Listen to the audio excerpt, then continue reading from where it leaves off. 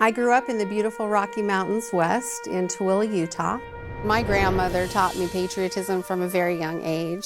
She taught me how to always put my hand over my heart when the flag was being walked through the parades. I made a promise to 6 fallen warriors and their families from the state of Utah that we would ensure that they would be remembered and that a memorial would be built.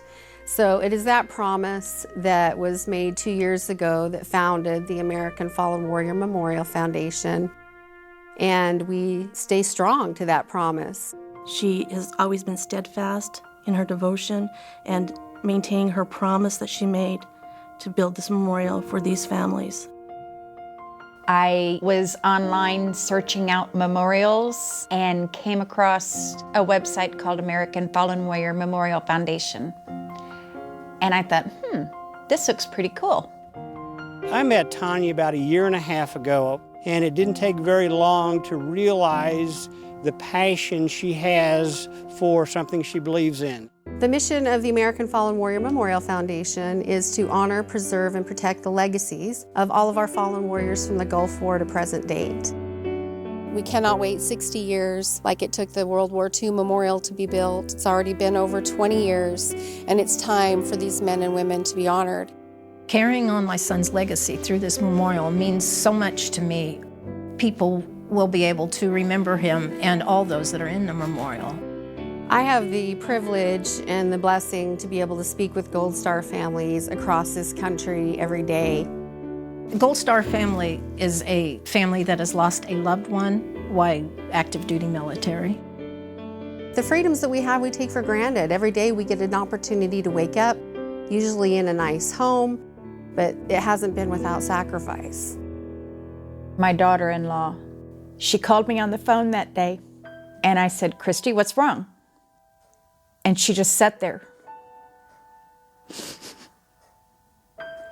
And the next thing I know, she was saying, "Mommy's gone. They killed our boy, he's gone." Once I looked at the faces at the door, I don't remember anything they said except for the 5 words, "We regret to inform you." Once you hear them words, you know your life has changed. It was totally changed. The man that was standing in front of me bent down on his knee, and he took a hold of my hand. And he said, "I am so sorry. I regret to inform you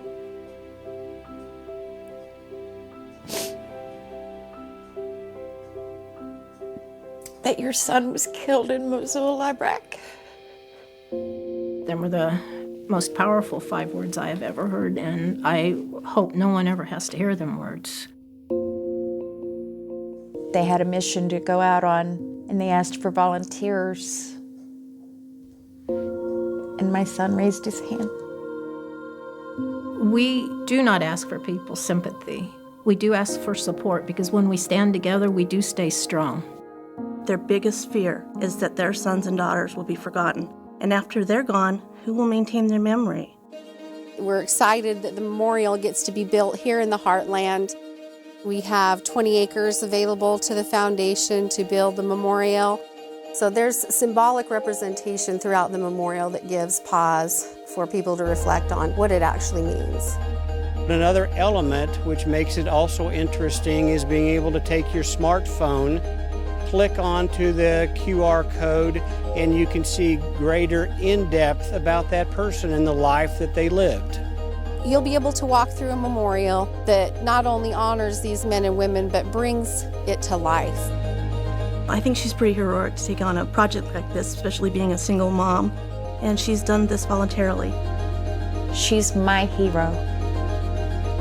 She is going to make so many parents so overjoyed. It's going to mean everything when we can walk on that piece of land and we can welcome the families. And she knows that her promise is to them. Receiving the Eagle Rare Life Award for me gives my life purpose, and it gives me a tremendous amount of humility and also a conviction in knowing that I'm doing the right thing, that we will see this memorial built.